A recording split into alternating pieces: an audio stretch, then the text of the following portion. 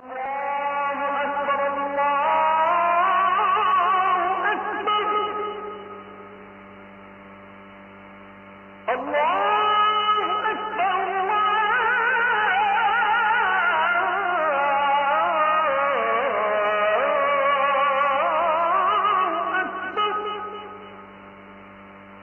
রাখবেন, ইসলাম এটা কোনো নতুন ধর্ম নয়।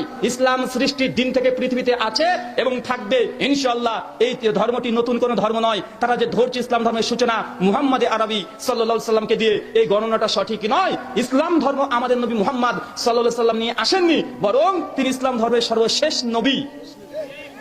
তিনি ধর্ম নিয়ে আসেননি, ধর্ম তো নিয়ে এসেছেন নবী আদম। মুহাম্মদ সাল্লাল্লাহু আলাইহি সাল্লাম তিনি সর্বশেষ আল কোরআন নিয়ে এসেছে। তিনি ধর্মটা সূচনা করেনি, তাকে দিয়ে কমপ্লিট করা হয়েছে। কথা বুঝতে পারছেন? ধরুন এইখানে একজন মিস্ত্রি এই প্যান্ডেলটাকে নির্মাণ করছে, একদিনে কি নির্মাণ হয়েছে? হয় নাই।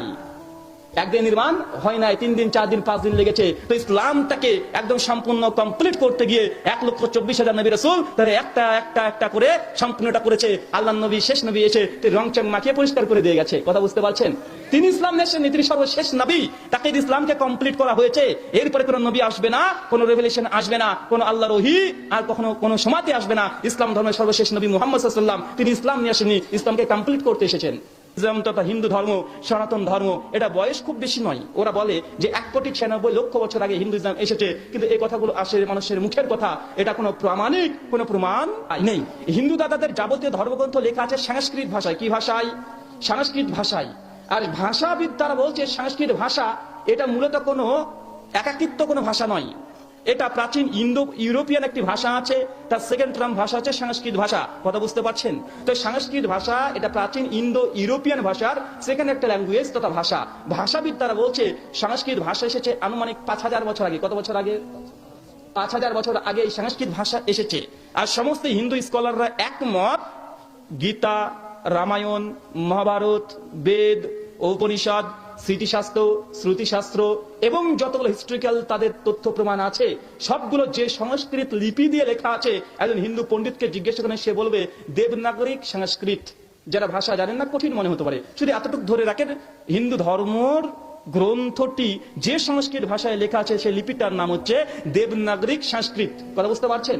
ভাষাবিদরা বলছে এই দেবনাগরিক সংস্কৃত ভাষাটি মাত্র 1000 বছর আগে এসেছে। ক হাজার বছর আগে? 1000 বছর আগে এসেছে। আমাদের হিন্দু দাদাদের কাছে প্রশ্ন থাকবে, এটা আপনারা বলছেন গীতার বয়স 5,500 বছর আগে, কিন্তু এই ভাষার লিপি তো এসেছে মাত্র 1000 বছর আগে। তো 5,000 বছর আগে শ্রীকৃষ্ণ কিভাবে এই ভাষাতে কথা বলে গেলেন? কথা বুঝতে পারছেন? ভাষার বিবর্তন হয়। তো সংস্কৃত ভাষাটা আবিষ্কার হয়েছে লিপি মাত্র 1000 বছর আগে। কত হাজার বছর আগে? 1000 বছর আগে। আর হিন্দু দাদারা বলছে তাদের গীতা এসেছে 5,000 বছর আগে। তো ভাষাই তো 1000 বছরের আগে ছিল না, গীতা তাহলে থাকে কিভাবে? এটা ভাষাবিদদের দাবি। ভাষাবিদরা গবেষণা করে তারা এই অভিযোগটা তুলেছে, যেখানে ভাষা ছিল না সেখানে ধর্মগ্রন্থ থাকতে পারে? কোশ্চিন কালেও নয়। এটা মনে রাখবেন, আমাদের ভারতবর্ষের ইতিহাস, বিশেষ করে ভারত বাংলাদেশ পাকিস্তান যখন অখণ্ড ছিল, সেই সময়তে ভারতবর্ষের কমপক্ষে 5,000 বছরের ইতিহাসে লিপিবদ্ধ আছে। যেমন সম্রাট অশোক, যীশু খ্রিস্টের পূর্বের মানুষ, গৌতম বুদ্ধ, বুদ্ধদেব, তাদের যত কিছু পাওয়া গেছে পাণ্ডুলিপিগুলো সবগুলো ছিল পালি ভাষায়। বৌদ্ধের মন্দির পাওয়া গেছে প্রাচীন 2,500 বছর আগে। প্রত্নতত্ত্ববিদরা দেখে তারা বলে দিচ্ছে 2,500 বছর আগেকার।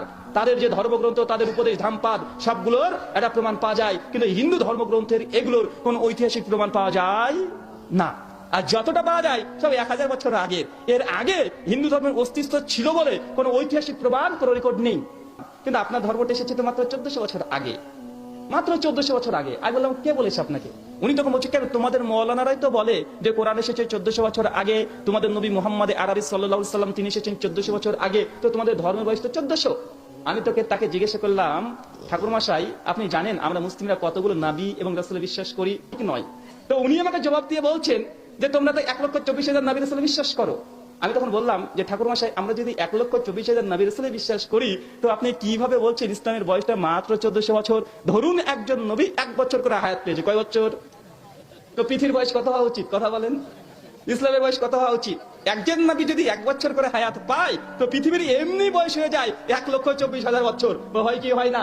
মানে ইসলামের বয়স হয়ে যায় 1,24,000 বছর। উনি তখন বলছেন, বাবা বিষয়টা তো এইভাবে ভেবে দেখিনি। মানে আমরা জানি বিষয়টা, কিন্তু তারপরেও আমাদেরকে ভুল তথ্য শেখানো হয় কি হয় না?